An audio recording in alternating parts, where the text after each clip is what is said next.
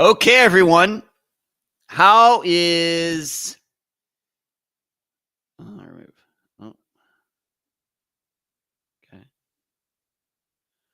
All right. How is everybody doing tonight? I hope everybody is fantastic. I come to the microphone tonight, February 17th of 2025. I'm a little tired, which actually is a good thing. And we're gonna get through this live show for the next 2 hours. Got a lot to cover. As you can see in the title for this live show, I want to talk about these JFK files that have been released.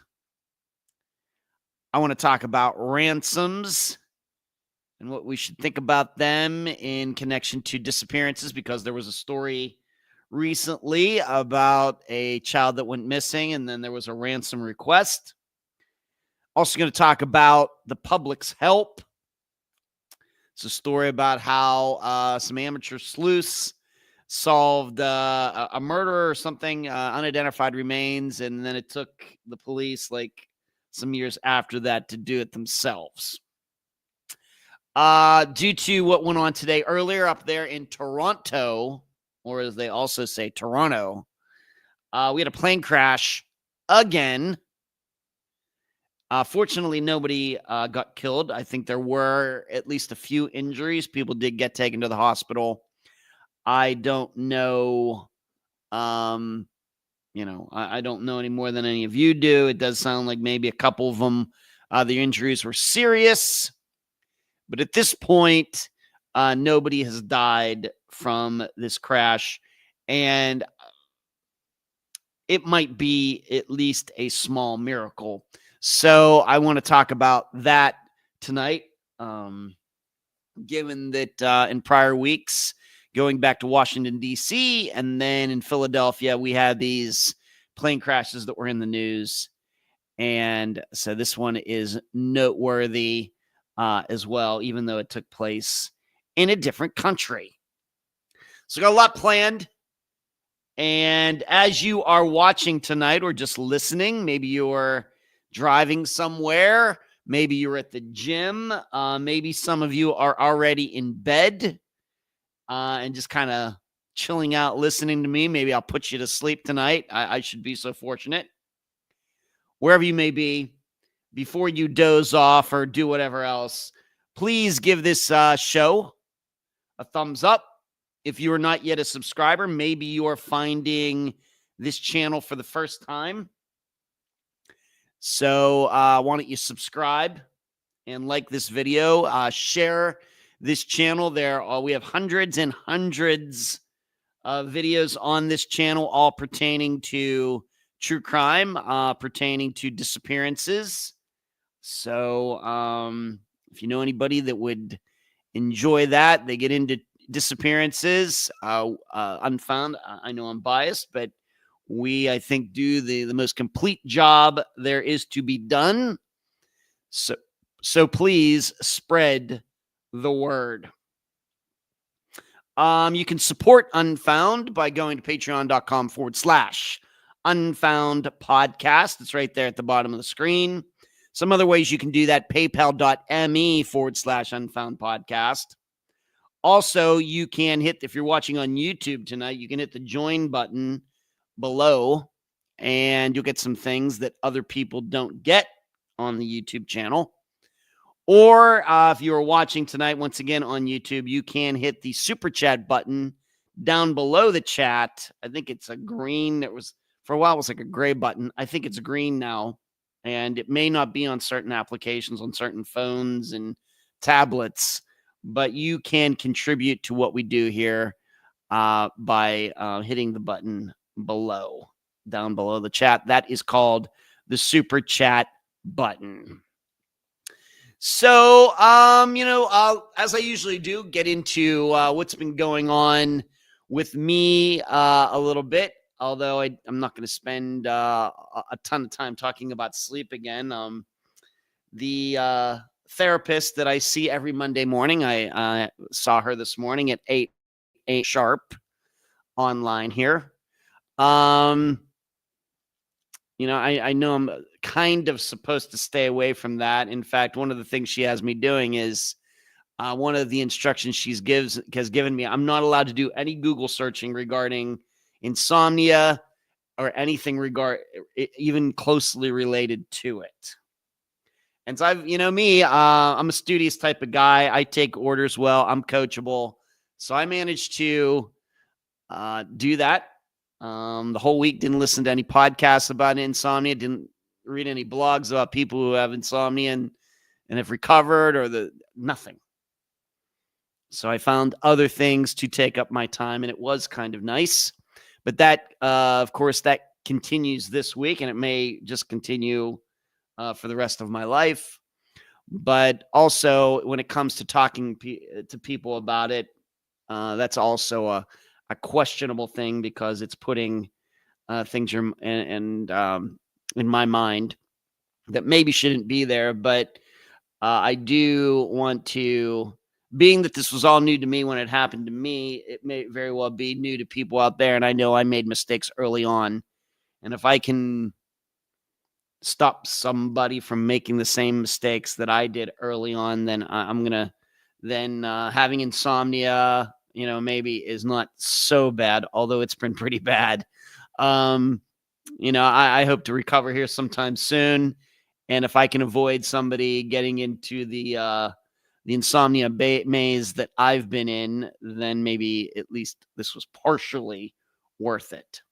But I did have one of my best weeks so far last week. I did have a couple rough nights, but overall, certainly it was good. Still far from where I need to be. I think I averaged like 5.3 hours of sleep a night. And it's a little bit choppy, but that's what it all adds up to. Eventually, I'm on a restricted sleep schedule. And so the sleep efficiency was very good. That is the amount of time I slept divided by the amount of time that was allotted to me to sleep. And those numbers came out pretty well for last week. That's one of the important things of doing this kind of therapy, checking that, you're very efficient. So what you want to avoid is, going to bed at 9 o'clock and then 9 p.m. and then getting up at 9 a.m. and you only get 6 hours of sleep. Well, you were in bed 12 hours and you only slept 6 hours. That's not good. That's the kind of thing that could eventually turn into insomnia. It's a lot of inefficiency in your sleep. So if you find yourself doing that, that's not good. If you think that you need to be in bed all those hours to just get 6, 7, even 8 hours sleep, if you're in bed for 12 hours and you only get 8 hours, that's still pretty bad. You want your efficiency, because 8 divided by 12 would be 67% efficiency, which is not good at all. You want to be up at 90%. So, if you're in the bed for 12 hours, you should be getting 11 hours of sleep. Or if you're in the bed for 8 hours, you should be getting at least 7 hours of sleep. That's good sleep efficiency. And your sleep will be very, what they call thick, and you'll have good dreams, and you will avoid ever having insomnia if you can keep that up. And I have to admit, it might be one of the things that got me in trouble. So don't do that. But I had a good week last week. The last couple nights weren't as great, but I think I know why. And it's just one of those things. With anything in life, improvement is not, a steady slope, straight, at a 45-degree angle. You go, I've noticed this in many things on my singing, my disc golf, a lot of things that I've done in my life. You improve. Then for some reason, you take a couple steps back, but you keep working at it. You improve anymore. You take a couple steps back. It's just keeping to the routine and staying positive and no sloughing off of the rules and everything else. So, but I am tired tonight. But like I said, that's actually a good sign, not a bad sign. Me being tired, It bothers me and it makes me less efficient in my work, but it's a good sign that my body can get tired. You start worrying, you have to start wondering what's going on. When if you're only getting a few hours sleep and you're not tired, that can be a problem. So there you go. Let's move on to something else. Trivia. I actually played trivia twice this week, and I've been trying to get out more since this started. I've really become a hermit, except for going to trivia. But I went and played trivia on Saturday night. Some of you remember that I did that a little bit last year, where I would go and play by myself over at a place called Sharks. And I did have some success there last year. Actually, just me by myself. I won a few times over there, which I think is pretty impressive. But I was over there on Saturday evening. Trivia starts at 7. And Brother Brian, I invited him, and he didn't sound like he was going to show up. And then right as trivia was starting, he shows up. And it's right down the street from his house, so it's kind of convenient for him. And we did really well. I mean, there were only 12 teams. Like, when we go play over at Finley's, like on Wednesday with my true trivia team, it's very common to have 30 teams there. It's a lot bigger place, and you have 100 some people there. And that's why it's so impressive. We win so much. I mean, there's 30 some teams there, and we win every other week. That's kind of how smart we are. But this Sharks, smaller place. So there were 12 teams, and Brian and I came in second place. I thought that was pretty good. Maybe we could have gotten 2 more questions. I think we overthought the answers a couple times. Maybe might have had a chance at first place, but given how we played, I think second place was fitting. And we got a $20 gift certificate for that place, and actually I ended up giving it to Brian, which is fine with me. So had a good time there. That's the first time I've been at Sharks, maybe since last summer of 2024 or something.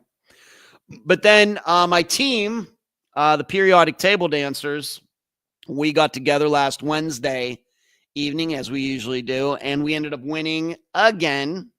So 5 weeks into the season, we've won 3 of them. And as I said just a moment ago, that's pretty impressive given how many teams are here and how many people are playing and everything. We're being tested. There's this other team called the Miller Lightweights that's certainly a strong team, no doubt about it, kind of going back and forth. But we seem to be handling the pressure pretty well. So trivia last week, won once, finished second once. And so that was pretty good. And then on top of that, maybe you remember even going back to the Sunday before the last live show, you might remember in the football pick'em, I came in tied for second place, won $160 there. So I've been doing quite a bit of winning and things recently, and it feels really good considering that, what I've been through the last couple of months. As I've told people, brain still works pretty well. Really good at trivia, knowing stuff. But if I had to be quick about it, if I had to go on Jeopardy or something, that might be a little bit of an issue. But I need some things to pick me up, and the trivia and the football pick stuff has definitely done that for sure. Because you know me, I'm very competitive. I like winning. And oh, by the way, the name of the team this past Saturday night, you know that I just stated that my regular trivia team, we're called the Periodic Table Dancers. But on Saturday evening, I had to pick up my own team name, and I was going to call myself the Little Baby Boy. But then when my brother Brian showed up, we became the Little Baby Boys, plural. And you may be wondering, where did you get that and why that? And I picked that out because that is my dad's nickname for Kansas City Chief quarterback Patrick Mahomes. And it's not an endearment. My dad does not care for Patrick Mahomes.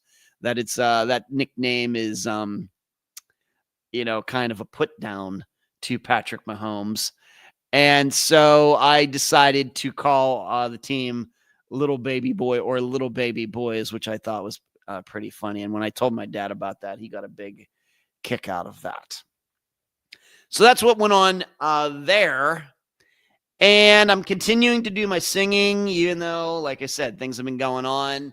I was out biking today, rode my bike out there on the streets, like down Gulf Boulevard. And then I went back into the housing developments back there, really nice houses and everything. Of course, they all got damaged due to the hurricanes.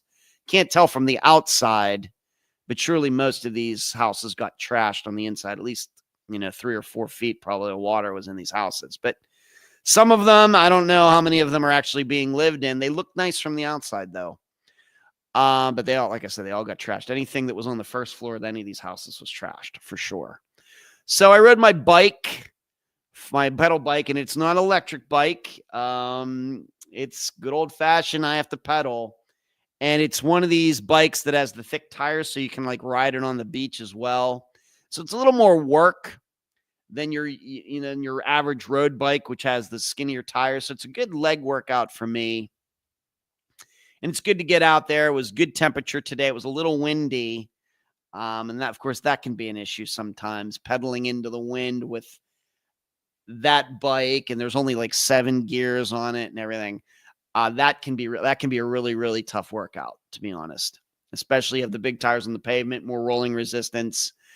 But I'm trying to do that every other day as long as it's not too windy. If it's too windy, I'm not getting out there and fighting the wind. Wasn't too bad today, so I was out there. So I try to go back and forth between going to the gym downstairs and like being on the treadmill and then doing weights, and then the other day going out on the bike for an hour. So I'm trying to stay in shape. I would admit that originally when I came down with this affliction, I lost a lot of weight. And now that it's been a couple months in, I actually need to lose a couple pounds. So I've gone one way, gone the other, and it's probably because, my metabolism is cut down a little bit. And, I'm awake a lot longer these days, and you get a little bored and you start munching on this and you start munching on that, to be honest. So, it's good that I'm continuing to go to the gym, and when I go to the gym, I feel fantastic. But, every time I go there. But what is weird is sometimes I'll be feeling a little tired. Let's say it's like 1 PM. Maybe I'm having the afternoon little sleepies come on. And I'm like, well, this is a good time to go to the gym. So I'll go down to the gym. I'll hit the treadmill. I'll be wide awake. I'll go work out, biceps, triceps, or whatever for like a half hour, 40 minutes. Feel fantastic. Come back up here within 10 minutes. The sleepies will come back. It's the bizarrest thing, but I don't give in to them, even though it's very difficult. And one more thing before we get to all of the topics that I need to get to tonight. I don't know if I mentioned this last week, but my brother Brian and I don't remember, but my brother Brian and his wife are moving. They are moving over toward Orlando on the I-4 over to Polk County. I forget what the actual town name is, but it's going to be like halfway, I think, between Tampa and Orlando. And they're just kind of trying to, I think, make things a little simpler in their lives. They're going to be selling their house. There was an idea they might try to rent the house out, but I think they've decided that they're just going to sell the house now. And it's very much like what my parents did about 20 years ago, where they sold the house that I grew up in Gilpin Township. It's a lot of work. It was an older house, had a huge yard where the grass needed to be cut, had shrubs and bushes and everything that needed to be trimmed, had a bunch of trees in the yard. And of course, the limbs always had to be picked up all the time, especially in the spring. A lot of work. And plus it had a lot of stairs. It was a split level house with a basement and an upstairs. So it's, if you're in the basement, you got to go up one flight of stairs, and then you have to go up a little flight of stairs to get, into the kitchen. And then you have a whole full flight of stairs to get up to where the bedrooms are and everything. And my mother and father back in 2004 said, that's enough of that. And they moved to where of course, they lived, and where my dad lives to this day. It's just one floor, and somebody comes and cuts the grass and everything else. It's kind of what Brian and his wife, Laureen, are doing. I really cannot blame them at all. They're moving into a development where to live in there, you have to own an RV.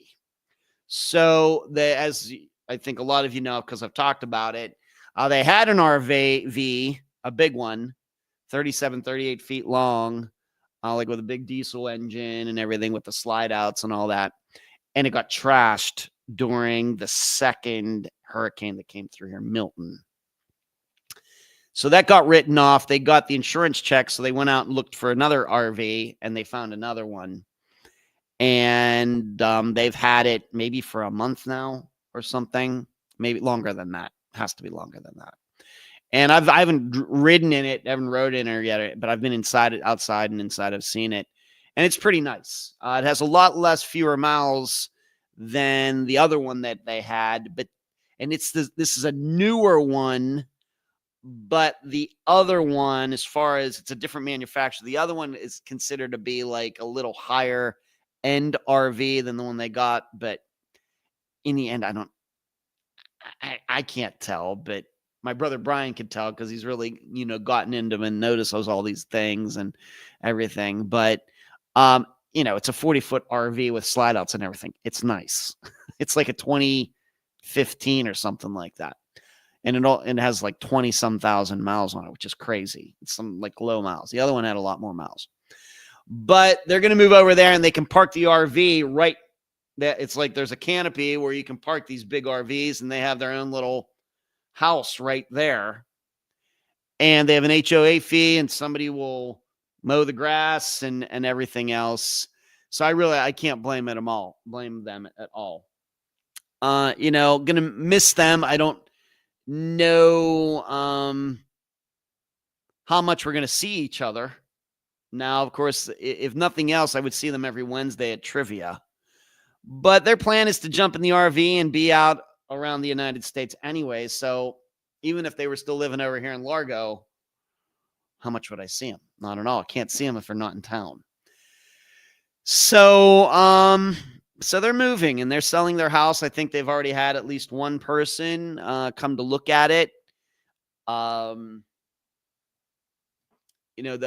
house is very nice. I mean, it doesn't have a very big yard. It has a pool and has a 2-car garage, and I think it's been well taken care of. But I will say, though, that housing prices here in Pinellas County are crazy. Crazy. I have nothing against their house. Perfect, nice house. I've been in it many times. I actually house sat for them way back in the day when they would get out of town, and I'd watch their dog Kobe for them and everything else. Great house. It's just very surprising what the prices are for houses. It's just very, very surprising. So, and I hope they get it. I hope they get every penny, of course. And I wish them all the best. It's just going to be a little sad that they're not going to be 20 minutes away, and I won't see them at trivia. And if I want to get together with my brother Brian to go to concerts or something, it's going to take a little bit more doing. So there's that. So that's really what's been going on with me. I talked to my dad yesterday. He's doing good. Actually, my brother Michael, not my dad's son. This is my biological mother or brother Michael, was up, drove up to see my dad yesterday. They hung out for a few hours, which was nice. I appreciate Michael going up and doing that. So there you go. Let's see, now that I'm 20-some minutes into this, let's see who's here. Hello, Karen. Nephew Charles, I guess you heard all the family news there. Hello, Kathy. Good to see you. Carol. And Toad, kissing queen. All right. Sorry to hear that. Mary Jane, neighborly. Sarah. Hello, Sarah. It's what's Sarah? That song by Starship, right? From the 1980s, Sarah. Heather, what's up? Mary Jane, I fell asleep on Think Tank. Sorry about that. I got your message, Mary Jane. It's totally fine. I realize, you have things to do. You got I don't know your work schedule or sleep schedule or anything. No problem. You helped your son move. Yeah, Mary Jane. Well, that's good. You helped your son move. I'm sure he appreciated the help. CR, Amy, Lisa, and D, what's going on? Dropping by to say hi. Hello, Stephanie. Thank you to everyone. And as I posted there in the chat, that if you'd like to ask me any questions about anything tonight, please do. I'll try to fit it in here, whether it has to do with movies. Been watching a lot of movies, by the way. I have to get up by 6:30 in the morning, no matter how I feel. So I've taken that opportunity to do some things, but I put a movie on. And some of the movies I watched, To Live and Die in L.A., I watched Suburbia, the one that was directed by Richard Linklater. What else have I watched? Watched the 7-Ups from the 1970s with Roy Scheider. I watched After Hours, which has Griffin Dunn in it and Rosanna Arquette, directed by Martin Scorsese. So I'm trying to catch up on some movies maybe that I've maybe only seen once or maybe never seen at all. I watched the first Hannibal Lecter movie with what is his name? The other actor who played Hannibal Lecter, and William Peterson, who ended up being on CSI. He played the main detective for the FBI. It's called Manhunter. It was directed by Michael Mann. I watched that for the first time in a while. So I've been trying to catch up on a few things. Sure, Sarah, if you have a question about the podcast, go ahead, Sarah. I will answer it. You type it out. And yes, Sarah by Starship. That's right. Remember that song well. Let's get right to what happened today in Toronto. If you don't know, a passenger jet, it says Delta on the jet, but it was one of these like subsidiaries, like local airline agreements with Delta. Some of these things, some of these arrangements.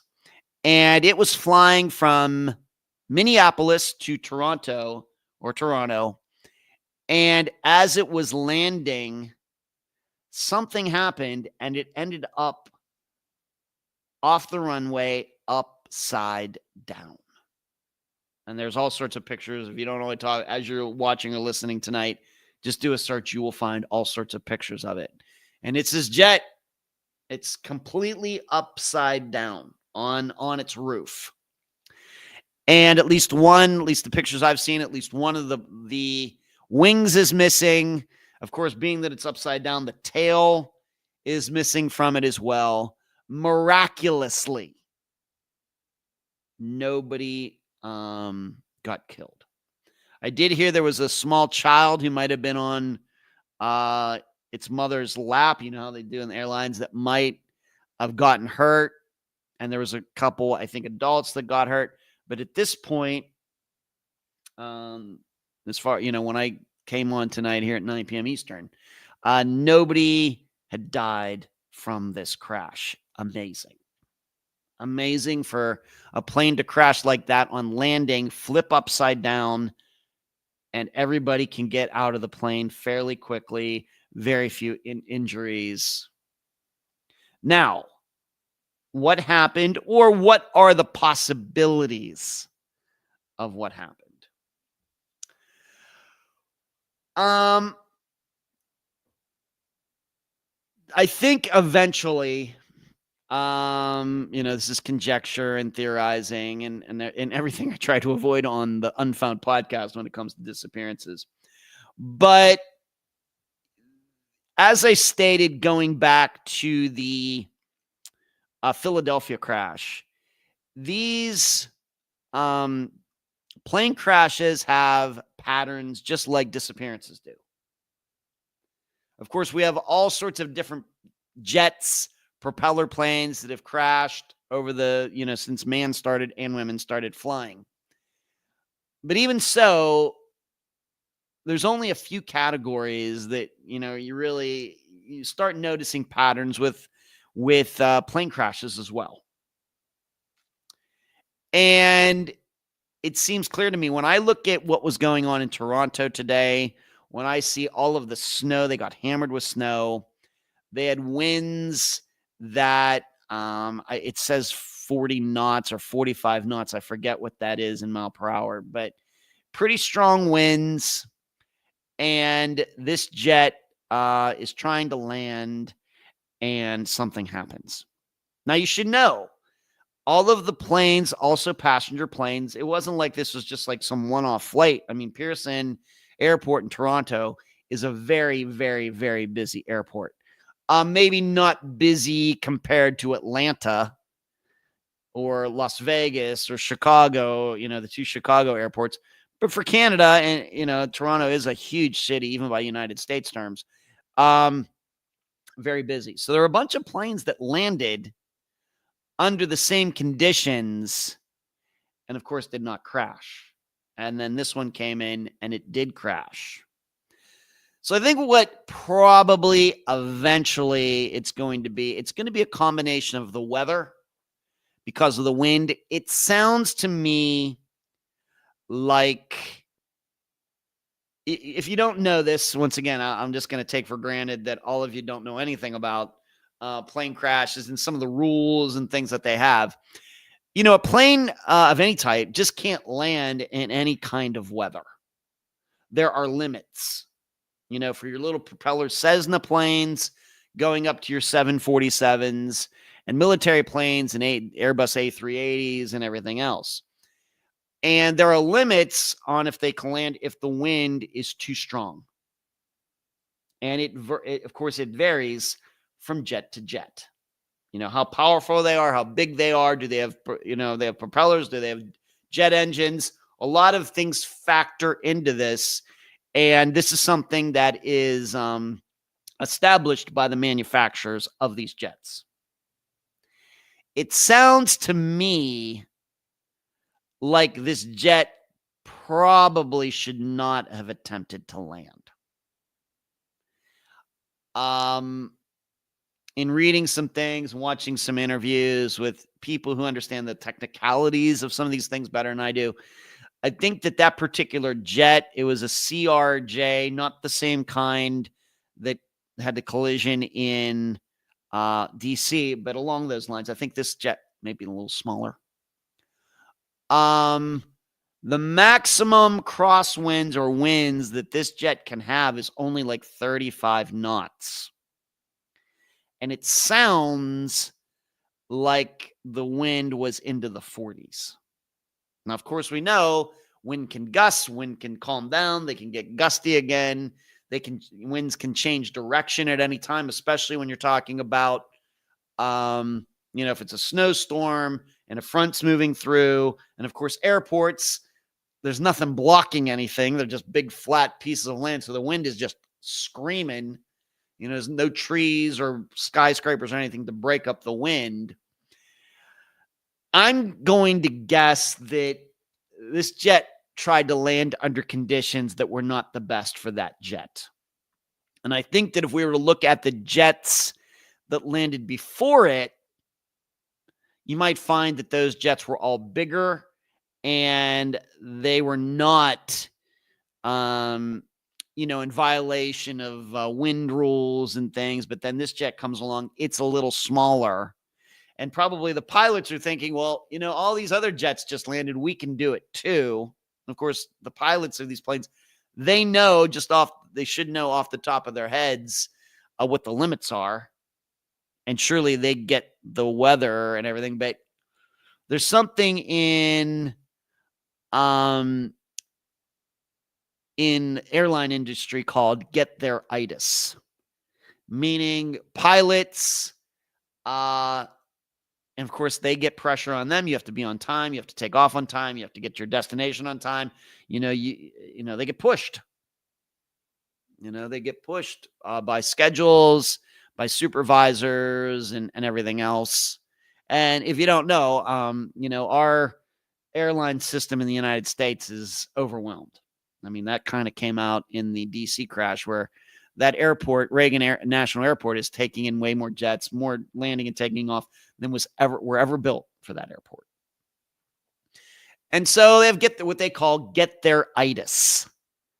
They want to get to the destination too much.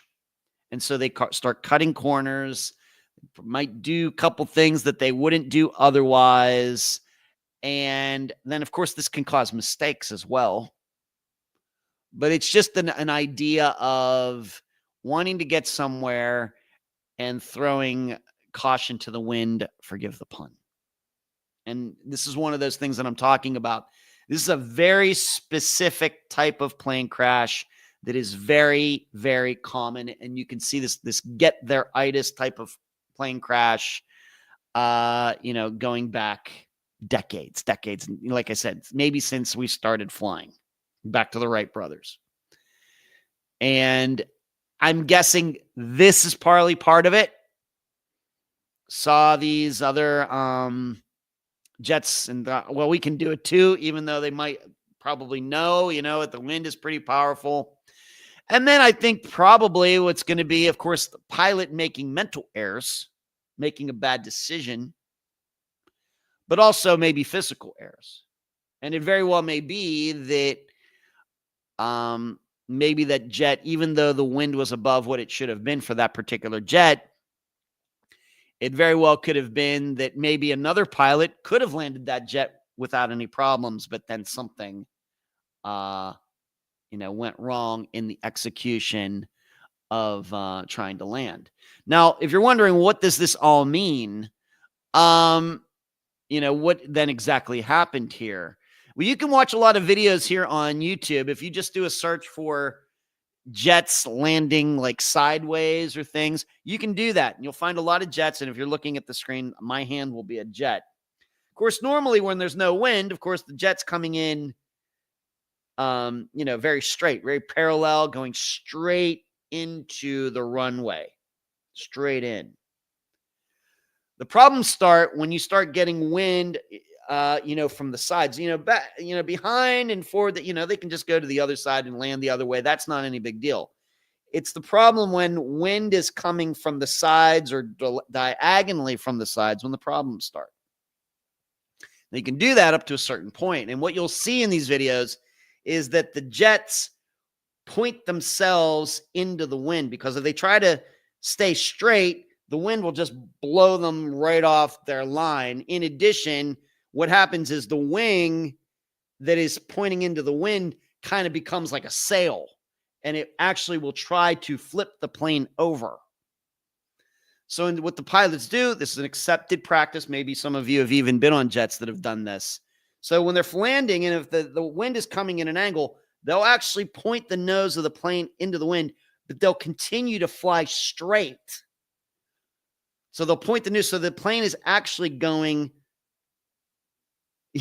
classes in session. The plane is actually going sideways like this into the wind, pointing the nose into the wind. And then right before they touch down, once again, you can watch many, many videos on this. They will turn the plane using the rudder and land they're only like 1 or 2 feet above the runway. They'll hit the rudder. It'll straighten out. They'll land and then go, straight down the runway, and of course stop. That's the technique. But it's tough. It's tough. They practice it in a simulator and everything. But how often do they experience it? It's hard to say. I don't know. But you have to be able to do that if you want to land in windy weather, even if the wind is lower, is well within tolerances for that jet. If it's like max is 35, even if it's a 20 mile per hour wind, you're going to probably, and you have to fly into it, have to land into it, you're going to have to do that. And you have to know how to do that, or you're not going to land. So my guess is probably what happened is this is what this pilot was trying to do. And something in the process of turning that plane to get it straight to land flat, something happened, might have dipped, hit one of the wings, rips that wing off, and then it rolls over and slides eventually to where it stopped. Now, given that, maybe you can understand why so many people lived, is, all of the people lived, is because this wreck was not something like what we saw with the Philadelphia crash. If you watch the video, which I know can really not be good for some people, can trigger people's emotions and things. But it's not like that where the plane just comes screaming out of the clouds and crashes into the pavement there in from like 1,600 feet or whatever. This crash happened and the jet was only a couple feet off the ground probably. But that just shows you really, when you ride in a jet, even though it's very, very, very, very, very, very safe,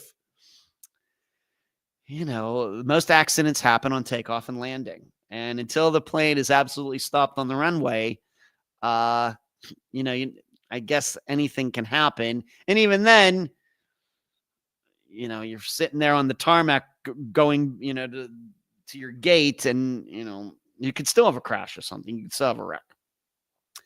I'm guessing that's what happened. It was a combination of trying to land in wind that was too fierce, and this pilot just could not pull off this flare type of action to get the jet straight to go down. And it very well may be that the jet landed sideways. You can't land like this because your tires are pointed over here. And only the steering wheel under the nose swivels. The tires that come out under the wings on these jets don't turn. They're fixed in place. So that's why when you finally hit the ground, you better be pointed straight down the runway or there's going to be trouble. And my guess is he didn't do that. It landed like this instead of like this. And that's going to cause a plane to tumble. It just is. It's my guess. We'll see if I'm right somewhere down the road. But I'll have you know, in that other crash in Philadelphia, you can even see the experts out there already talking about, they think it was spatial disorientation. That's exactly what I told you a couple weeks ago when it happened. All the signs are there. If you know plane crashes, all the signs are there. Just like with disappearances, whether it's the art of luring or the man said or anything, you see a particular person and you put that person with the circumstances and like, oh, I know what kind of disappearance that is. That's the way I'm with plane crashes as well. But everybody lived. Does sound like some people had to go to the hospital, but just a select few. I heard that a lot of these people, I think most of them were Canadians, which would make sense. And a lot of them have already been reunited, united with their friends and family who are probably waiting for them at the airport. And then the people maybe are getting a connecting flight. I guess they're going to get accommodations for them. So it sounds like these people are being cared for. But that particular runway is shut down, as you might imagine. Pearson's a big airport. It has other runways. And I know they've already done like one meeting. They may do another meeting, kind of a press briefing, maybe even later tonight or something. They could do that at any time. So, but, when you see a picture of a jet upside down off a runway, you're thinking, oh my gosh, you start thinking, and for me, I start thinking like Sioux City, Iowa, where all the hydraulics got blown out on that one jet, and they were so close to landing that thing, and just something went wrong right at the end, and it kind of did the same thing, rolling over. And unfortunately, 100 people got killed, but a large majority of the people, it was a big jet with a lot of people on it, like 100 and some people lived as well. And which, that was a miracle for a jet to lose all its hydraulics up at 35,000 feet. And the pilots figure out a way to get to an airport and put it on the runway, and anybody lives. It is a miracle that 100 some people lived with that Sioux City crash. Is something. So that kind of think of that. And I'm sure if I thought longer, I could think of some other ones. But that is the Toronto crash. Let's see. Sarah, I will now answer your question. Where did I find the music for the podcast? Good question, Sarah. I got that music from a site called Pond 5, POND5.com. And I got that music I think at the end of 2017. If some of you don't know, that is not the music that I originally used when Unfound started in 2016. But I've used that music since then. I got it at pond5.com, Sarah. So it's license free. So you have to pay for it, but it's not very expensive. Of course, it depends on if you want to get music there. It depends. But you can get license-free music there for $20 and never have to pay again. These are people, who do this maybe in their spare time. They have, they're musicians, but they're really accountants and teachers and engineers during the day. And they make these little, little music, most of it being instrumentals. And they post it on there. And if somebody likes it, people can buy it for a podcast or some sort of presentation or whatever else. So that's also where if you ever listen to this show, the live show as a podcast, that's also, I use different music for that as well. I also got that music at Pond 5 as well. Very simple. You go there, you can go through all the music. They're in different categories, rock, whatever else, and techno or whatever. And you can go through them, find something that, fits whatever you want to do. And you buy it and you pay for it and you can use it for whatever you want and you don't have to keep paying. So there you go, Sarah. That is where I got the music. CR, yes, it was incredible. Thank goodness. When will they let the crew talk? Probably, Julie, never. The crews only talk if they're considered to be heroes, like Sully with the Hudson River and the pilot, forget his name, of the crash that I just mentioned in Sioux City, Iowa. He was considered a hero as well. They only let the crews and pilots and everybody talk if it was something that was really miraculous in which they saved lives. That is certainly not going to be the situation in Toronto. So I would suspect you'll never hear from them. And in fact, Julie, I would have to guess that if I am close to correct on what I think happened, I got to believe that this pilot and co-pilot may never be allowed to fly a plane again. That's how big, if it is proven that they chose to land in weather that was not built for that plane and they knew it, that's big trouble. I mean, it's not criminal trouble. We don't prosecute pilots who crash planes or anything in the United States. They do in other countries, by the way. We don't do that here unless there's like the pilot was drinking or something. If it's just mistakes and things they should not have been doing, just generally, they just get fired and that's that, and they have to go do something else with their lives. So I wouldn't expect anything. You'll just hear from the NTSB and some other people, and on these talking head shows, you'll see retired airline pilots talking. Just don't see, they're going to interview the pilots and everything, but that will be it behind closed doors. Yeah, thank God they're okay. I agree, Julie. Professor Ed, yes. Class is in session. Yeah, I know a lot about plane crashes, even though I've never been a pilot. Hello, Marty. Marty agrees with me. I'm always happy about that. 2016 music, yeah, was made, and it was. Marty is correct if anybody's wondering.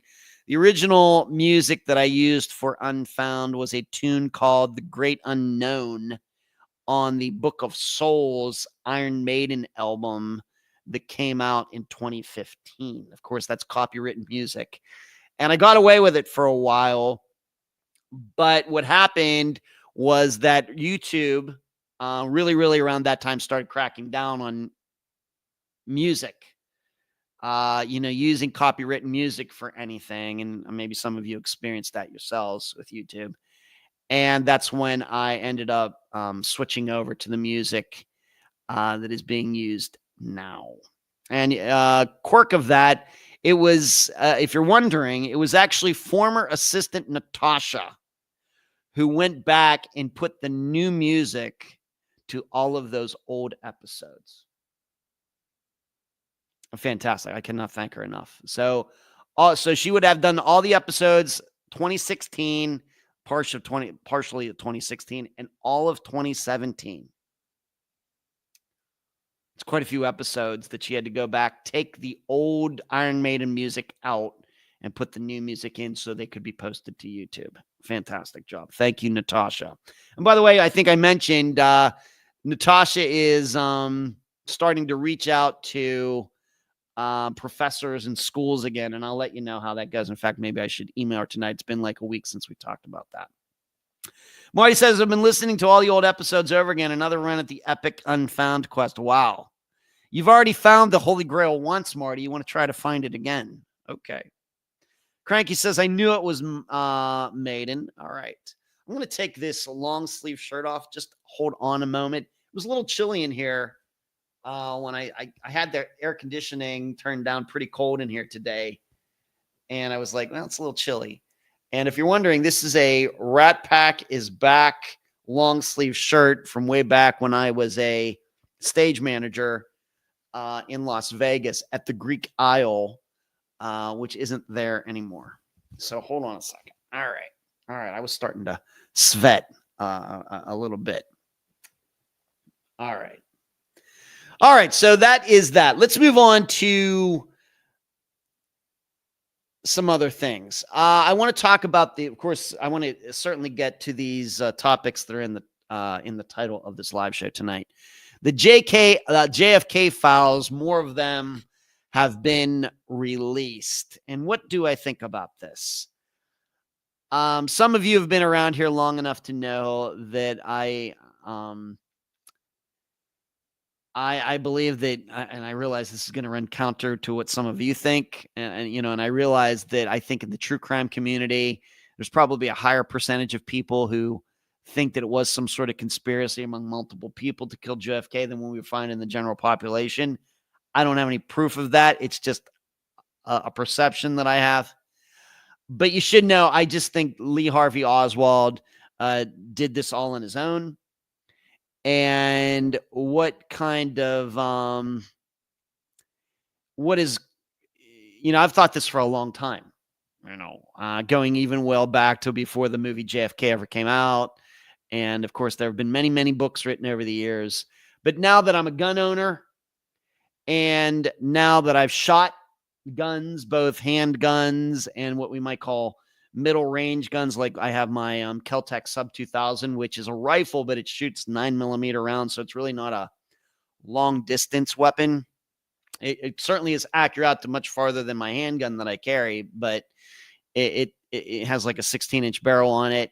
And, you can get out to 50 yards with iron sights pretty accurately. And then, of course, I have my AR-15 Colt LE 6920, and with a scope on it. And that's really similar, not the same gun, but similar to what Lee Harvey Oswald had, the Carcano rifle. And it wasn't that long. I've never been to Dealey Plaza in Dallas, but I've looked at diagrams of it. It's not that long of a shot, first of all. And he set up in a place where the president, JFK, would not be moving left to right. He'd be moving straight away. And when somebody, whether the person is coming right at you or directly away from you, those shots are way, way, way easier than anybody going, sideways, left to right, right to left, and you have to lead and everything. With this, you really don't even have to do that. And of course, the car that JFK was in wasn't moving that fast. And we do have to remember, seemingly, he did miss with one of the shots. He fired 3 shots. He only hit with 2 of them. So I continue to believe that he did this on his own. Why does anybody do anything? Why did that guy show up in Las Vegas and kill all those people at the concert? I don't know. we could probably predict a lot of reasons for all these things. For the attention, they're delusional. Was Lee Harvey Oswald mad at what JFK did with Cuba, or what was going on in Vietnam? I don't know. But as we saw, and once again, not getting into politics, but we know that this guy that tried to kill Trump right down the street from where my dad lives in Pennsylvania, like a half mile away. What was that guy's motivation? It just seems like this kid was delusional. I don't think that he had any particular political affiliation that really could point to anything other than him just being a frustrated youth, and his ideas were all over the place. So is that a political? I don't know. So that's the way I look at the assassination of JFK. I continue to believe there's nothing that can be determined. No, there's nothing that's going to come out in any of these files that's going to change anything. So I would not get excited about it. Now, you have to remember the assassination of JFK happened just over 61 years ago. And still there are books that come out about it, which really amazes me because there's no new information. These are just people who know that the topic is hot. It still interests people. Of course, there is a mystique that surrounds JFK in particular. If they would have shot Lyndon, if this would have happened to LBJ, Lyndon Baines Johnson, who was the next president, I don't even think this would be a topic at this point. If it would have been the assassination of Jimmy Carter, I don't think it would have been, talked about as much now as it is about JFK. But because he was a young guy and the Kennedys were already a well-known family at that point, he becomes president. Of course, his one brother died in World War II. He was a hero. And of course, JFK himself was a hero in World War II and everything. It all ends up that sells books. And that's why I think books continue to get written about his assassination, not because there's anything new. So I just don't predict anything. I mean, this is not, I realize the way this is portrayed. There have been a lot of files that have been released over the years. The 70s, the 80s. This is not the first time this has happened. And nothing has changed. Nothing has changed. You just have to remember that this is big business. And I realize there's a thinking out there that, if it was just Lee Harvey Oswald, then they should just release all of the information. Well, there is JFK's family to consider in all of this. All the pictures and everything else. Right? And I realized Jackie Onassis, she ended up getting married again. Jackie Kennedy Onassis ended up, she's been dead for some years. Of course, some of JFK's children are still alive. What about their consideration? Consideration for them and everything. Does everything have to be released? When I think that law enforcement is pretty solid in the idea that this was just done by one guy. And really, the people who want this all released are people who, you have to remember, these people are going to think that there was more than one person, no matter what information is released. No matter what, they're going to think that. So, what's the motivation of law enforcement to release anything if people are going to just think what they think anyway? It's not going to clear anything up. Even if they were to, this is where you get this on so many topics, not just from the 1960s, but today too. People believe that there was some conspiracy. The police are, maybe we could think about the Karen Reed fiasco, free Karen Reed and all that. Even when law enforcement releases all the material And it doesn't say what certain people want. They still think that law enforcement is withholding stuff. So what is the motivation for law enforcement to do anything? If we're going to think they're going to call us liars anyway, why should we do anything? That's the way human nature is. So this is the same way I feel about JFK. Certainly sad. Certainly bad. I mean, it was like, 7 years before I was born. The funny thing is, I asked both of my parents, do you remember where you were when you found out that JFK got assassinated? My dad would have been 27, not quite 27, and my mother would have turned 23, I think. Neither of them could remember them where they were. It's a big event. President gets assassinated. My parents couldn't remember how they found out, where they found out, when they found out, nothing. See, whereas me, I remember where I was when Challenger exploded. I, of course, remember 9/11. I can even remember the first World Trade Center bombing in 1993, finding out about that. My parents can't remember. Can't remember where they were. They don't remember finding out the news. They don't even remember, they didn't even remember being that fazed by it. I don't know. It seems, I don't know, it's just kind of weird. So just kind of funny, especially considering, of course, my mother's deceased now, but eventually how political my parents did end up getting. That it's funny that when they were in their 20s, they weren't even paying attention to a president getting assassinated. It's pretty funny, but a very sad occasion. And I think we all wish that it wouldn't have happened. So what's everybody saying about this? Marty says, I was upset I missed the think tank last night, celebrated my son's 4th birthday. Well, you got to do that, Marty. If you want to be a good father and you want to stay married and everything. So, you might have, probably that was more important. It wasn't more important by a lot, but it was more important. I agree. I think it's a lot of hype, Marty says, that will equal nothing. Hoffa's vault all over again. Yeah. I remember going back to Geraldo Rivera going into that. And there was supposedly in that building, they were going to find something in the wall. Does anybody old enough to remember that? I remember watching that and being suckered in by that. Maybe that's why I've become such a huge cynic as an adult.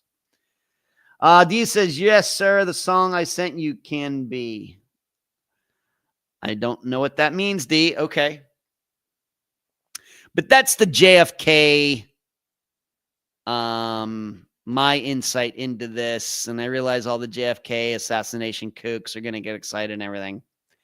And when it doesn't show what the paperwork doesn't show what they want it to show, they'll just continue to say it's all lies. That's the way these things work. All right, moving on. I want to talk about ransoms, and I'm not going to read the whole story. We're already into the second hour of the show. But a few weeks ago, 2-3 weeks ago, something like that, there was a Virginia boy went missing. And of course, this alert, he was 12 years old. He was supposed to be at a friend's house Friday morning. It was reported missing by his parents later that night. An Amber Alert was issued. And the pond where his body was eventually found. But in the meantime, somebody called in a ransom. So he's missing. Aren't totally sure, what happened to him at that point. But this kid's last name was Acevedo, Acevado. While his parents, I guess they must have been doing a Facebook Live, telling everybody, spreading awareness. And while they were doing this, they received a ransom request for their child via the WhatsApp. And I have to admit, I've never used that. There was a request through social media for $500, which either the family or someone on behalf of the family, they paid it. After the payment was made, police said there was no further communication. They're still investigating who was behind the ransom. Unfortunately, because it involved out-of-state transactions, we need search warrant subpoenas, the police said, to identify who the individual was who received. It could be somebody, and it's like one of those Nigerian print scams or something. It could have been that. What's important about this is that this young man, this 12-year-old Juan Sebastian Mejia Acevedo, he was eventually found deceased. Very sad. But he drowned. He was not kidnapped. He was not murdered. It wasn't like he was taken. And this, of course, this ransom request was a scam. And as you probably maybe can guess, this happens to quite a few of although we don't talk about it because it's one of those topics I don't want to bring it up during interviews with family members because, it's embarrassing. Of course, they don't want to admit they got fooled. And some of these people have lost quite a bit of money, at least 4 figures, falling for such things. And also, I don't want to do it because when you start talking about that, only makes it more probable that these people are going to continue to do it. So we don't really, I really try to avoid that unless there's something that is unique. Now, you should know, my first experience with this was when I still lived in Madeira Beach, because I can remember being on the phone, talking to the mother of this missing young woman. She was in her early 20s. And this mother had gotten a request through email saying that her daughter was being auctioned off on the dark web. And if she sent $5,000 to a particular, WhatsApp even exists that many, I forget what it was, but you wire $5,000 somewhere, and this person said he would bid on her daughter, win her daughter, and return her daughter to her.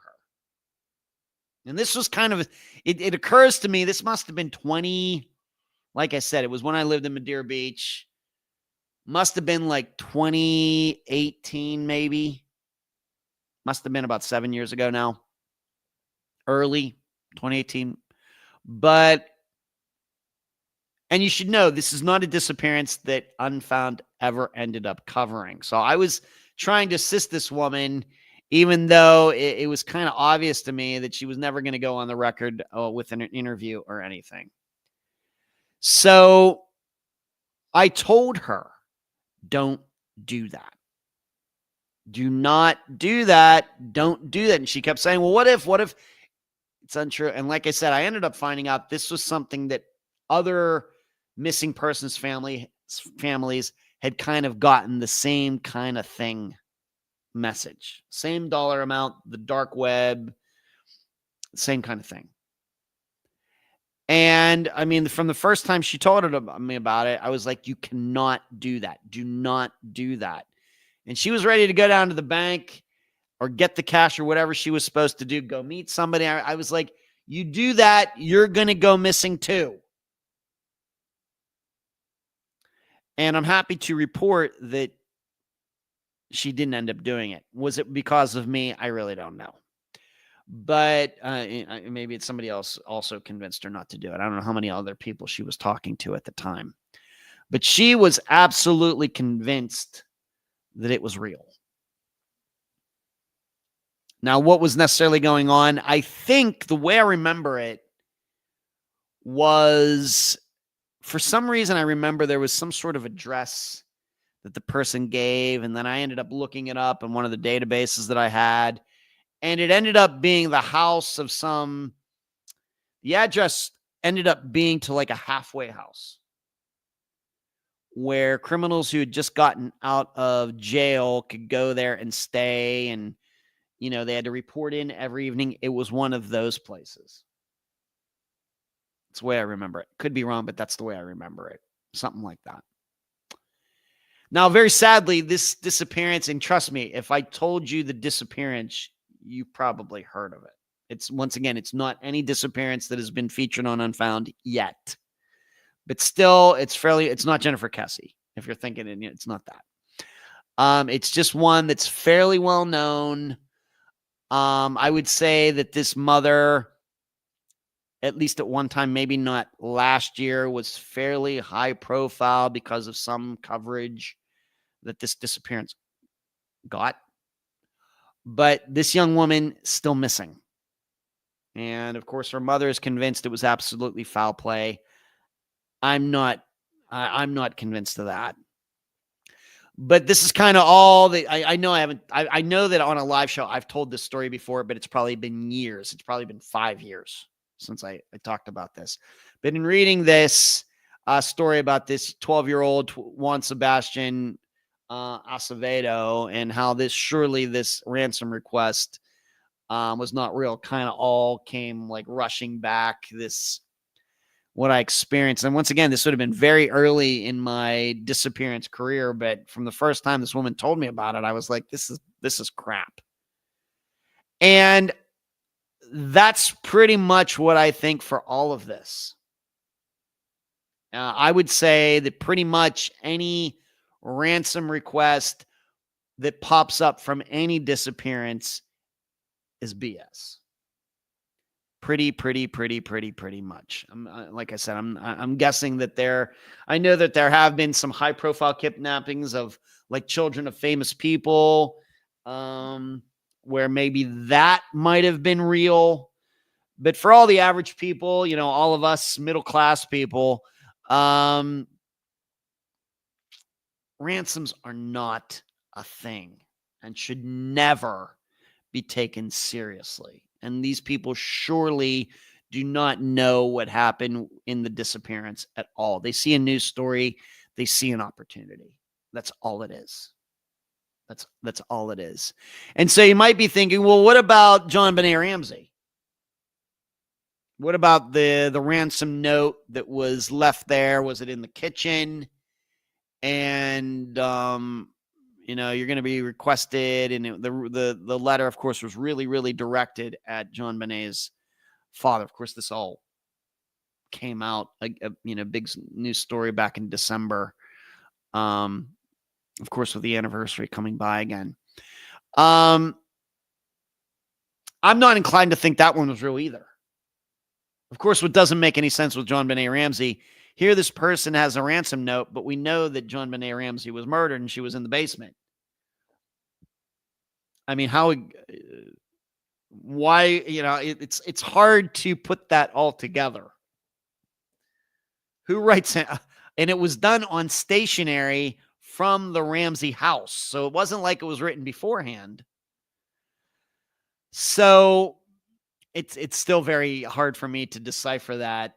I think it's a lot of, I don't know if anybody really has the most solid story on that. I mean, we all have our own particular ideas, but any one idea that comes up, there seems to be flaws in all of them. But that also, I think, is an example of what I'm talking about.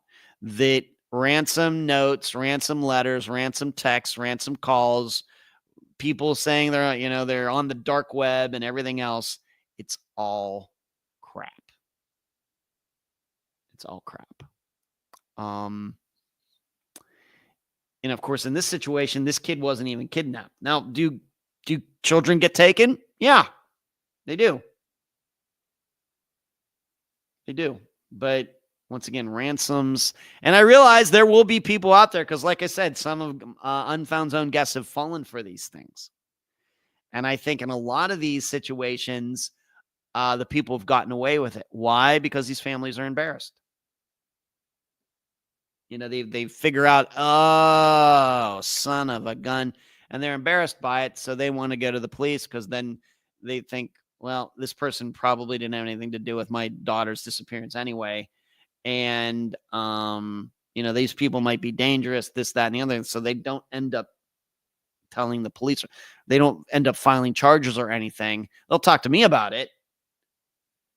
But these people will, who get away with this stuff will just continue to do it. So that's my impression of how this all works. Ransoms are crap. Don't pay them. These people are fantastic liars. They have a lot of experience. And I can even say the disappearance that we didn't end up featuring it on Unfound. The woman who was falling for this, certainly no dummy. Certainly not. But when the emotions are running high and we know how desperate these families get, to the point, going to see psychics and numerologists and palm readers and tea leaves and everything else. We know that happens. They're so afraid of saying no to something. And this is what these criminals, these predators prey on, because these predators know that. And so I understand although I've never felt it myself, I understand the emotional side. Well, what if I can spare that money? I know, but it's going to be dangerous. These people do it again. All you're doing is causing these people to continue to do that. And so somebody else is going to, get fooled too. And maybe you might get away alive and all you'll do is lose the money. But what about the next person? The best we can do is ignore these things and hope that these people move on to some sort of different crime where they can get caught and people aren't afraid to come forward about what has happened. That's the way I look at it. Morty says, going back to Geraldo Rivera, it was hilarious. They opened it up and there was nothing. Yeah. It's great for ratings, Marty. Classic Geraldo shtick, certainly. Marty says it's also messed up. Some people are just horrible. Yeah, regarding this disappearance, that I can't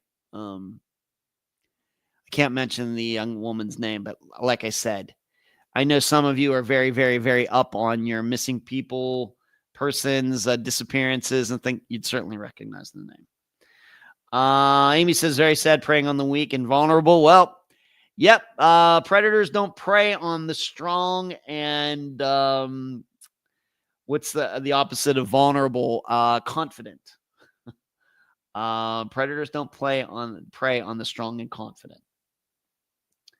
Marty, I don't think the Ramsey note was real at all. Made zero sense. Yeah. Well, it was real. I mean, I think we know it existed, and it's in evidence now. It's real that way, but yes, what was written on it was certainly,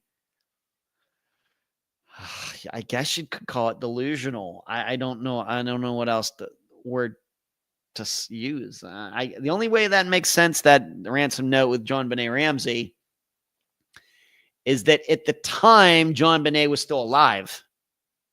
The note gets written, and then in the process of them leaving the house or something, she gets injured. She tries to escape, and they have to kill her. I guess that's possible. I mean, I don't know if any facts dispute that, but I don't think that's what happened. All right, moving on. I want to talk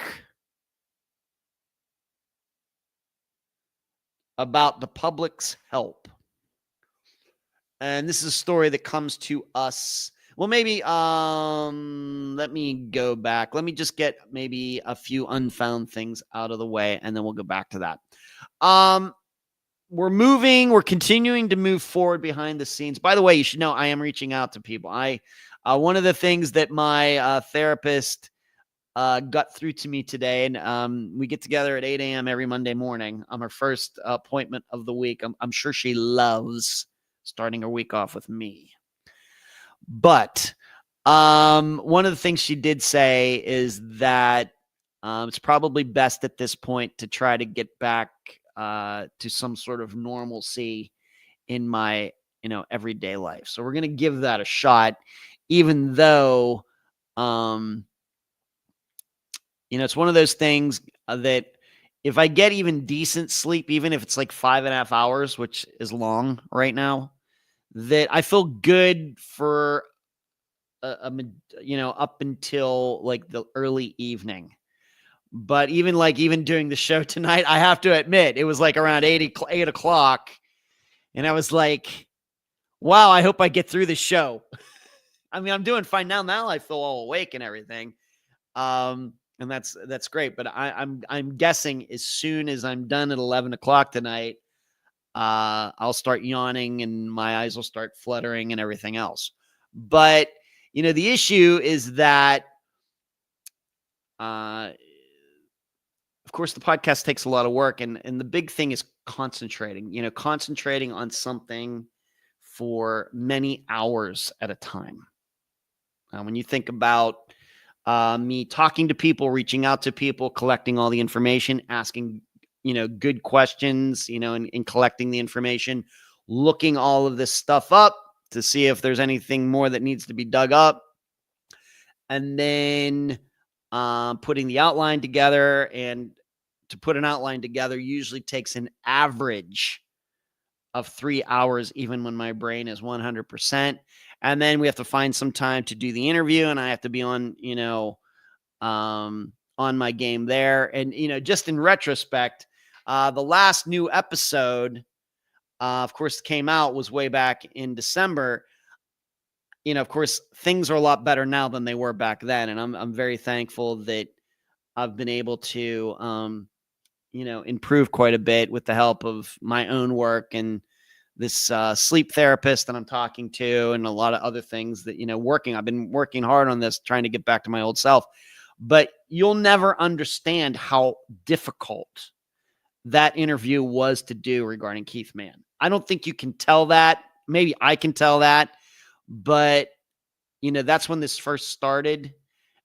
And that interview was a chore to stay on it and, keep my mind on it and everything for as long as it was. Of course, that was a long interview. And so I want to avoid that. That's no fun. And I'm, of course, afraid that I might not do as good a job as I can do. But Janae is her name this morning, says she thinks that's probably best for what's going on, to try to, she's thinking that I may have a little too much time on my hands, and then might be thinking too much about sleep. So I'm reaching out to new people. I've gotten some responses. I think I'm going to be doing, maybe going to do even an actual interview, because I did an outline maybe later this week. So trying to put this all together. But where I'm going with this is this work behind the scenes continues to be done. And it has to do with these a group of disappearances that occurred in the Atlantic Ocean off the coast of Florida back in the 1980s. You've heard me mention this before. Now, of course, we've already covered one disappearance that falls into that category, and that was Tony Schwark, who he and two other guys were out there. What was it? The Bahamas. And they were driving a boat back to Miami, and they never got back, never seen again. You might remember that. That was an episode that came out last year. And, well, I've already mentioned also Teresa Hickman and Angela Westbury, which is what got me started on this in the first place. And then I also found out about this disappearance of this young woman and this guy and a bunch of other people on this boat called the Freedon, Freedon. And I think, even though Teresa and Angela are going to certainly be the main concentrations for this, I think we're also going to get Tony in there again, and we're going to get Lisa in there. And the fascinating part is the Coast Guard, who I've been talking to, my assistant Eric has been talking to them. They have paperwork on all of these disappearances. And, the work that was all done investigating them back in the 80s and since. And I really, really, really want to, and it's going to get done, turn this into a series. So a little bit different than what you're used to regarding, of course, where you just do one episode or part one, part two. Of course, they come out in the same day. This will be something more along the lines of, I guess you'd say, serial, or what Payne Lindsay did with Tara Grinstead. It's going to be something more like that, where a disappearance and multiple people get interviewed over the course of several weeks. I can't predict how many episodes it's going to be at this point. I really don't know how many people I'm going to be able to pull into all of this, at least a few. But I know that, in speaking to through email with Tony Schwartz's sister yesterday, she's all in. She wants to be included. So be her. I know Angela Westbury's sisters are still alive. And they would, they'll certainly be interviewed. I've already talked to them. I don't know about Teresa Hickman's family. Her mother is very, very old. She has a sister, but I've gotten the news that her sister just doesn't want anything to do with any of it. So we'll just have to see.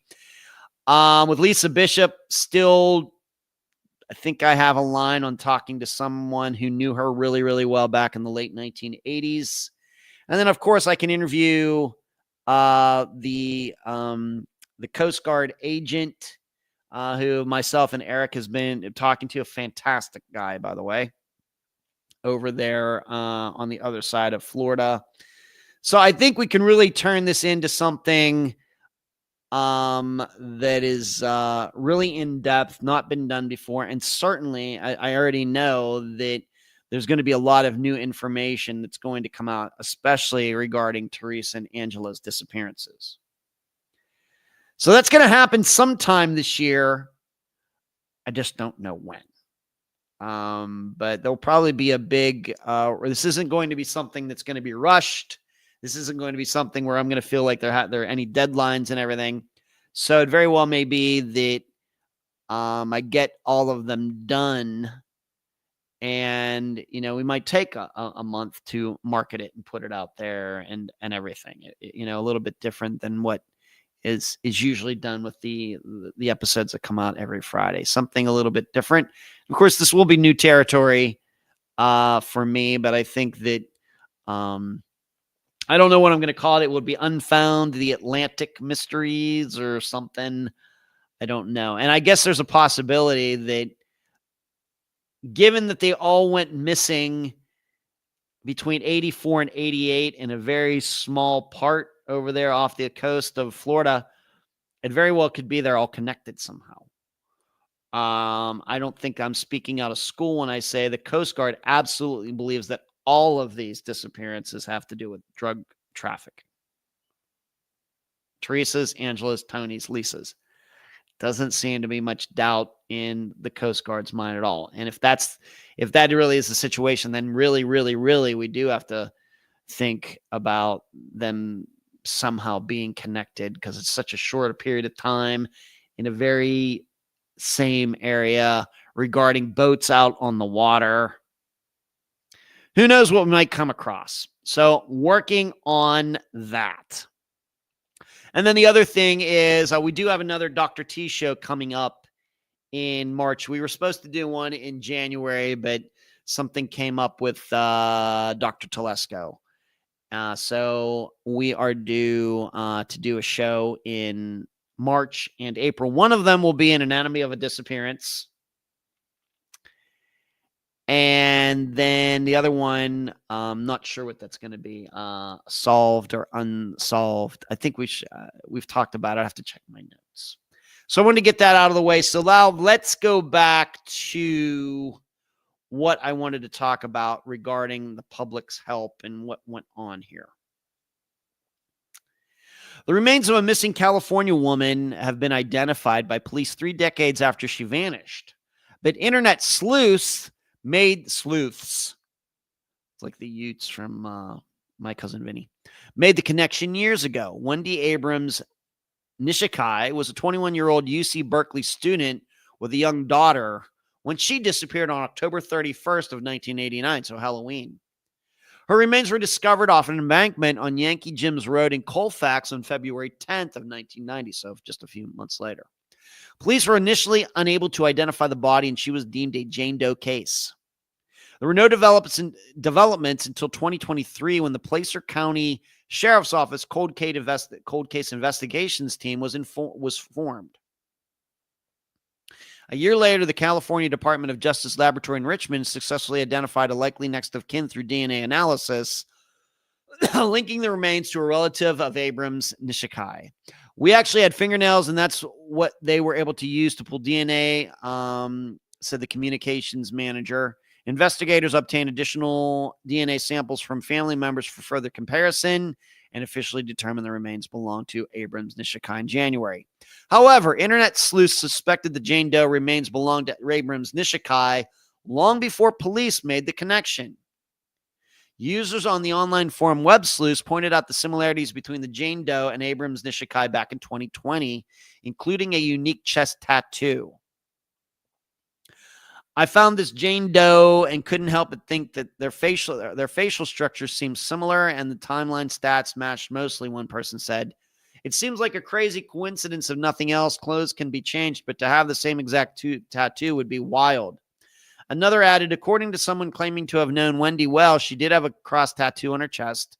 The placer Jane Doe stats sound similar, but not sure if the rest of it's a match. Only her family and friends would be able to confirm the clothing, shoes, and jewelry. In her articles mentioned that Doe was estimated to be in her early mid-20s, 5'2", 5'3", in height. More evidence pointing to Wendy since the vital statistics match. Mystifying why in the world they are being compared. I'm convinced this is her, a third person on Web Sleuths said. Abrams Nishikai's friends and family were relieved to finally know she had been found. There's the closure that we thought we might never have, and for me, it may not sound like it here, but it's like my first time in 35 years to be able to begin to grieve, said Nishikai's brother, Dale Abrams. It's really amazing and sweet to be able to begin to remember her and begin to have those tears. They literally had no place back then. It wasn't in the vocabulary, and we can have a memorial now. The Placer County Sheriff's Office is continuing its investigation into the circumstances surrounding her death. The case isn't solved yet, the sheriff's spokesman said. While we have identified Wendy and we hope that that brings closure to her family, we'd also like to figure out exactly what happened to her and there was someone responsible for that, which we believe that there is. So it sounds to me like the police think foul play occurred, but maybe it's out there somewhere. I just missed it. But it doesn't say, was there signs of violence? Was she strangled? Was she shot? Was she stabbed? I didn't see that in some of the articles that I found on this particular disappearance and her being, and of course, eventually being discovered and identified. Not sure. Would have to know more about this young woman. Would have to know more about certainly the circumstances to be able to, and I didn't look that up in getting prepared for the show tonight. It very well may be, if we look all that stuff up, it very well could be that she was in a category that made it likely that she would encounter foul play. I have no idea what she was doing with her life or character or anything else. Was she into drugs? Was she a prostitute? Was she this? Did she have a violent boyfriend? I don't know. Of course, if any of those things were true, then I think we have to start thinking that this was foul play. But I need to know, I would need to know a lot more. It just doesn't say it in this article as far as any signs of violence. So what should we take from this is, of course, the public can help. And, I've talked about it before. I know, did we talk about that publicly? Whether when I interviewed Julia Colley or she interviewed me, did we publicly talk about that? I know we've talked about it behind the scenes. I don't think she'd mind me saying so. But she and I have discussed, and of course she's a former FBI agent, that the police departments are truly, really too protective of a lot of these files. I get it if there are the ones that are obviously foul play ones, disappearances that are obviously foul play, that say that the body's missing. We might think of a situation like Patsy action here, right here in Clearwater, where she goes missing in 1979, where her car is found. There's blood all over the inside of it. Certainly something of a foul play nature, violent nature happened there. And I can even understand all these years later, and it's what, 46 years now, that they still might want to play it close to the vest. But if we have, as you know, though, we have a lot of disappearances where there's no signs that any violence happened. And the police are just as protective of those ones as well. Or we could think about it this way, like Jody Husentrut. They're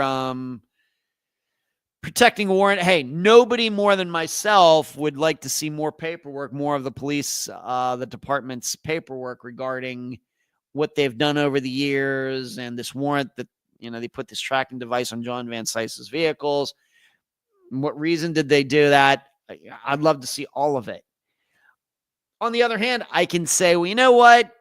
Jody Husentrut was certainly murdered. Let's just be frank about this. I, of course, hope that I don't know under what conditions she would even be still alive, given that she was obviously abducted.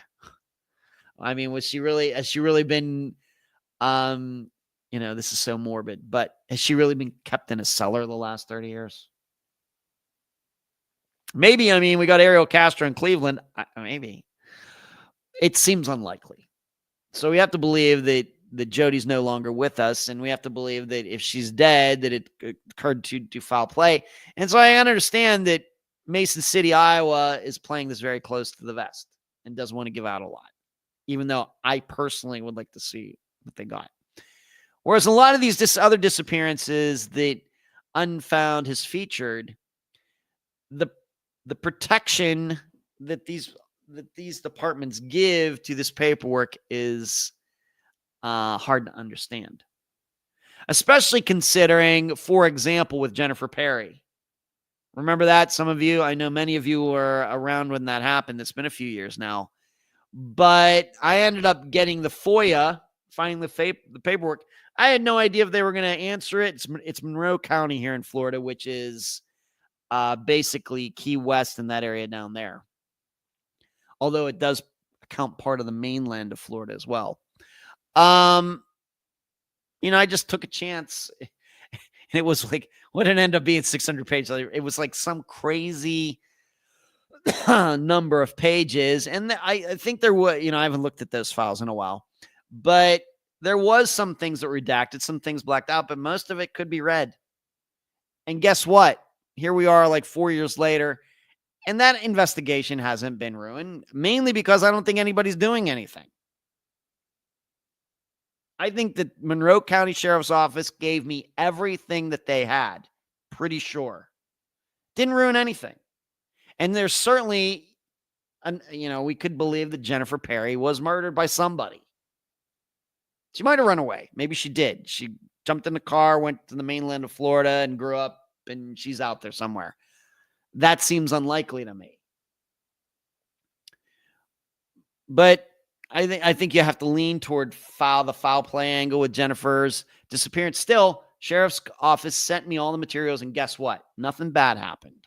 Nobody's getting away with anything. There isn't, I haven't ruined any investigation. I, of course, gave all the files to, of course, Jennifer's family as well. They, that hasn't been ruined. They haven't ruined anything either. And the public can help more than police departments will admit. Now, to hear Julia Cowley say it, and I'm going to get the story correct this time. In the interview that I did with her, we talked about how she, as an FBI agent, had an encounter with some local police department. And one of the people there just came right out and said, well, we didn't want to give you the paperwork because we're afraid that you're going to find a mistake that we made. Inferring that, well, if this had been done early on, then this murder or whatever it was could have been solved years ago. It's basically what they're saying. Now, that doesn't sound productive to me. And of course, I mean, if the police departments aren't going to give their files to the FBI, then they're surely not going to give them to the public, right? It's frustrating. And I voiced this frustration, the months just run by together so much recently because of things going on. But I had this story that I talked about on one of the live shows within the last year where the Texas Rangers were going, they have these cold case files, and they're going to let college students look at them as like a college project or a semester project or something. So they won't give those files out for FOIA requests from the media or people like me, but they'll let college students who have no experience in any of this, and most of them probably aren't even going to go into law enforcement, they'll let those kids look at those files. It's all so crazy. Now, why do they do that? It's good publicity.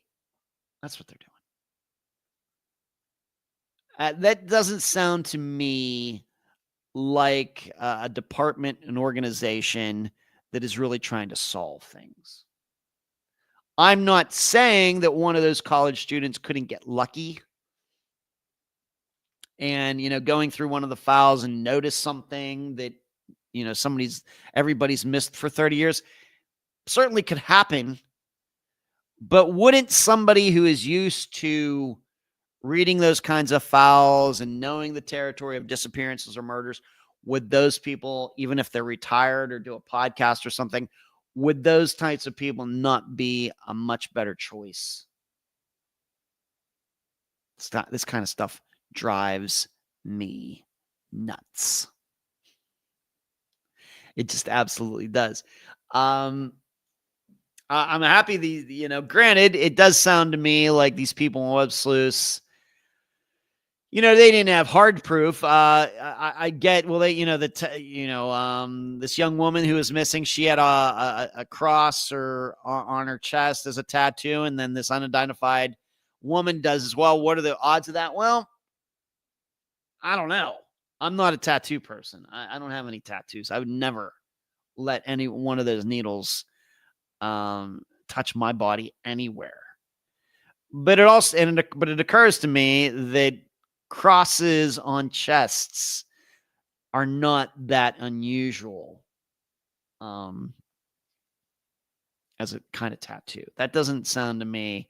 Now, if it's like some cartoon character, it's some name or something, you're getting a little more specific.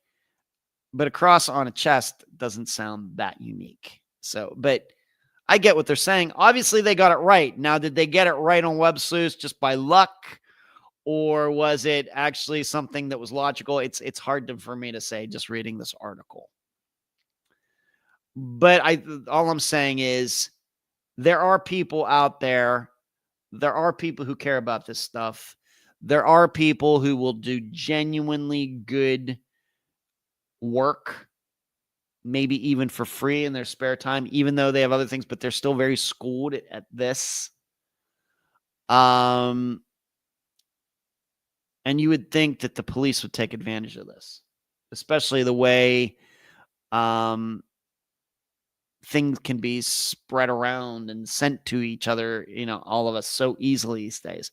It could easily just be something as these people log on to a protected server.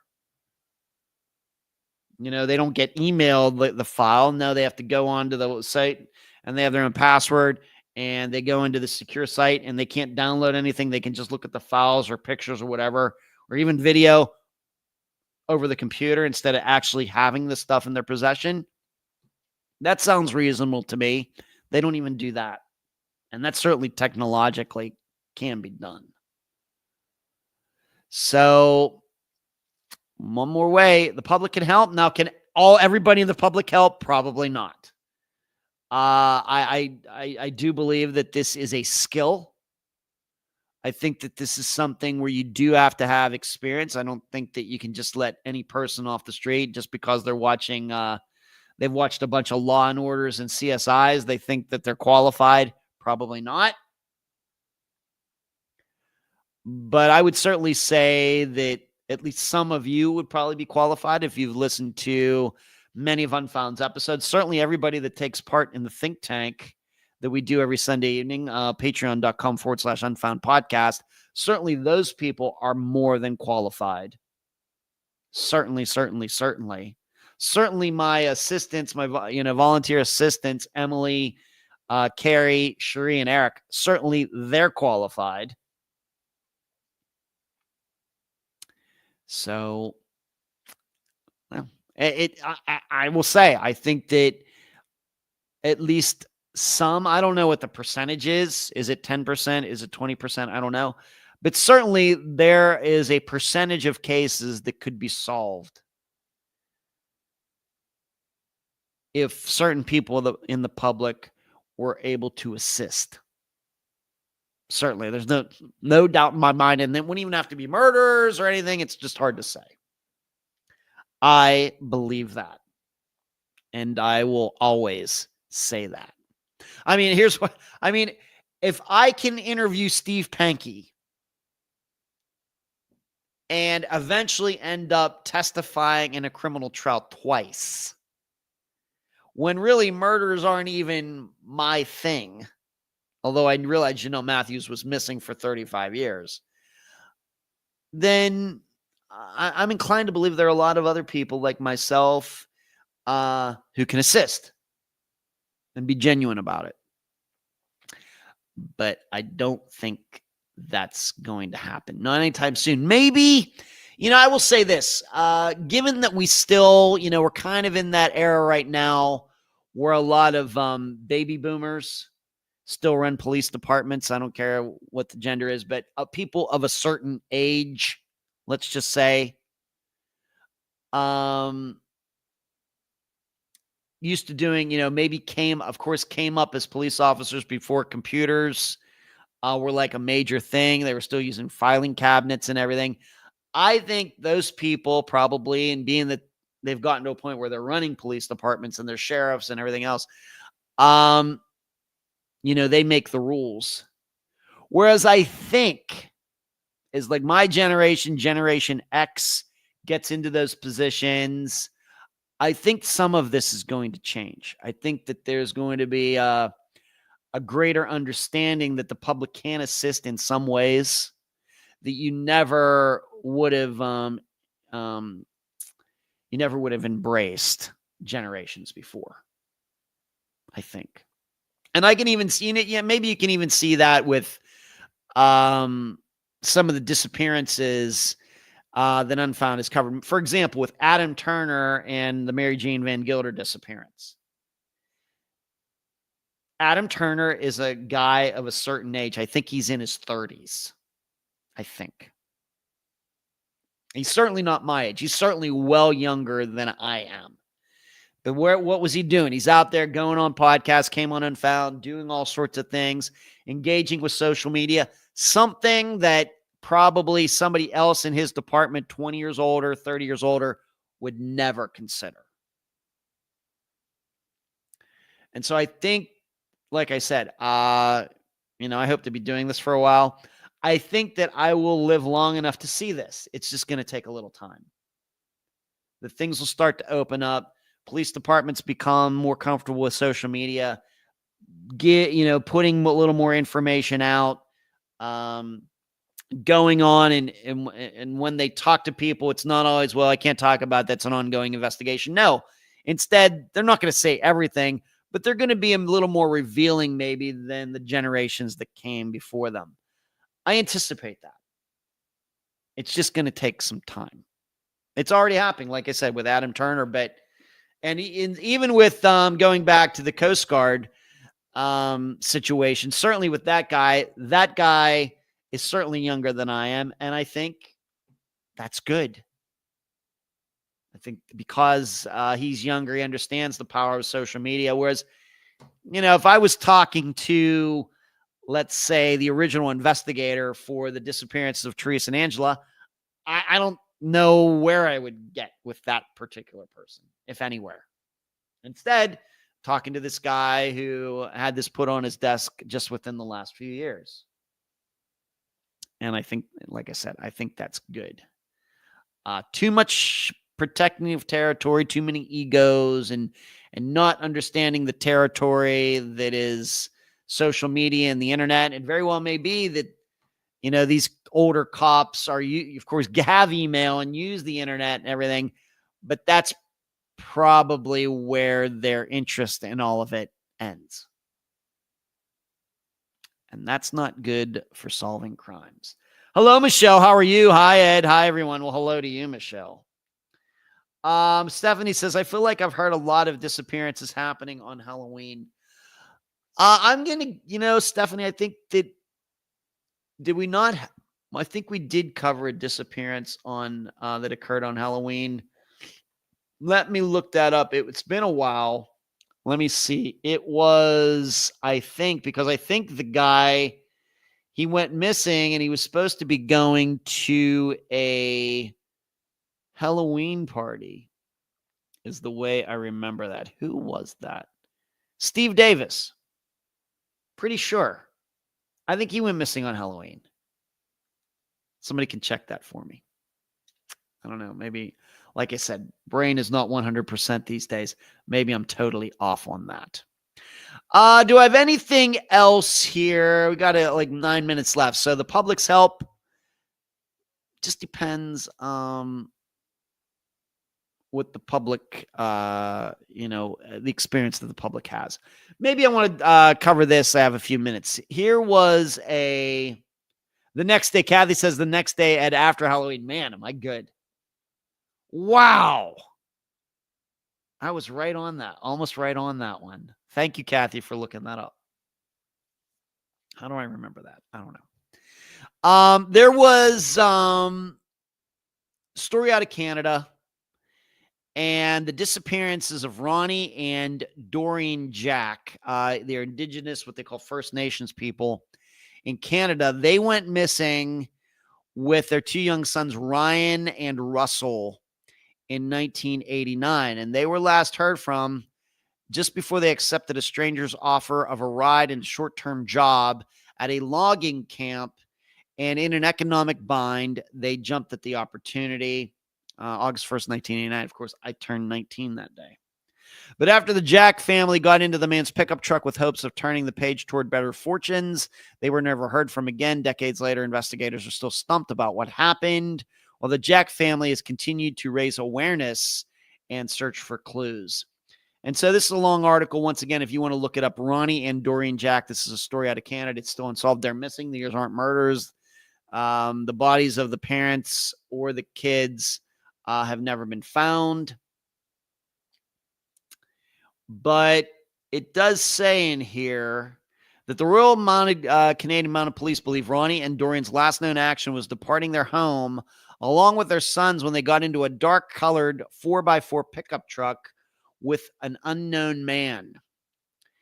And Mabel, who I think is Ronnie's mother, said, I was the last one to speak to Ronnie. She said this in 2022. He said to me, Mom, I'm going to work near Ku Klux Lake. Ku Klux, not Ku Klux Klan. Ku Klux, Clucuz Lake. And if you don't hear from me, come looking. And Mabel says, and something felt wrong about this whole thing. And so they're still searching for this family. It's been more than 35 years since the Jack family disappeared. The only lead investigators received was an anonymous phone call in 1996, so 7 years later, from a man who told police that the Jack family was buried in an unspecified ranch before hanging up.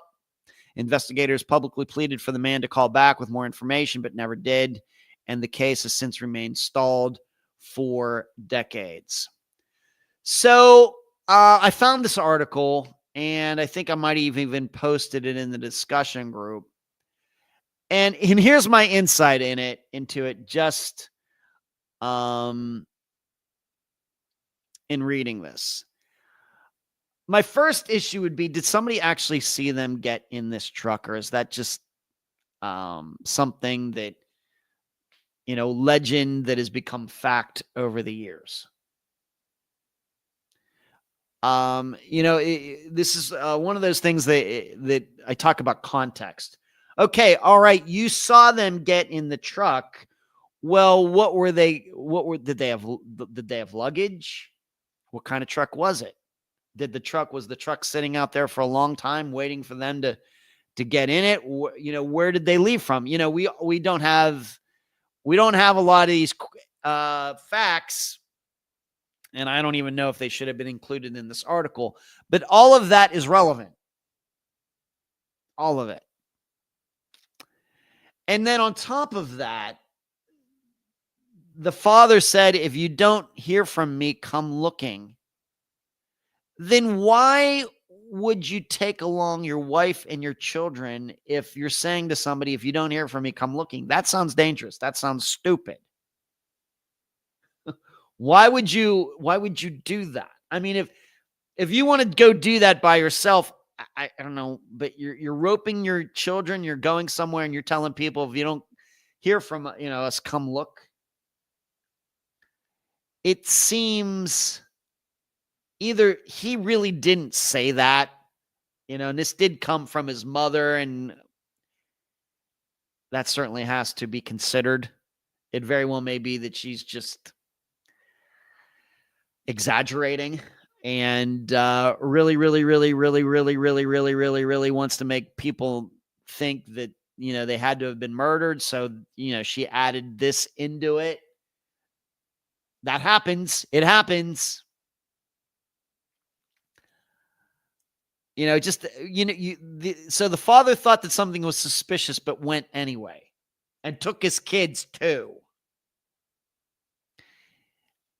Here's what I think regarding this. I don't think this is the real story. It very well may be that, of course, they're missing. I'm not disputing that. But did this truck exist? Did this person in this truck exist? Or is this a situation where the guy took his wife and his kids, and because they were down on the luck, this ended up being some sort of murder-suicide somewhere?